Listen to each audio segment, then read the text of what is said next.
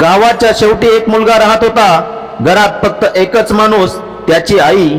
गरीब घर, पण तिच्या प्रेमात कधीच कमी नव्हतं. एक दिवस मुलगा रागात होता. त्याला वाटत होतं की आयुष्य त्याच्यावर अन्याय करतंय आणि रागाच्या भरात तो आईला म्हणाला, तू माझ्यासाठी काय केलं?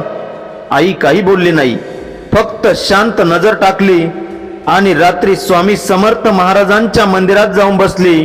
डोळ्यांतून पाणी, पोटांवर एकच शब्द, माझ्या लेकराचं मन शांत करा बाबा, त्याच्या वाट्याला प्रकाश द्या.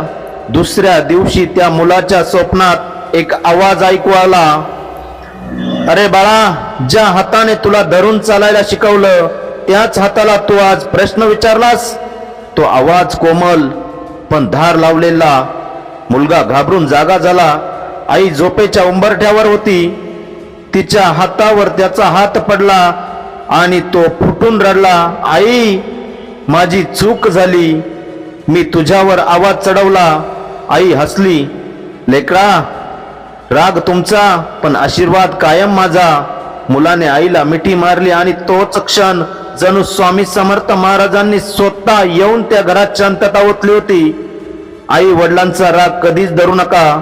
जगात बाकी सर्व मिळेल, पण त्यांची जागा कोणीच घेऊ शकत नाही. श्री स्वामी समर्थ. जय जय स्वामी समर्थ.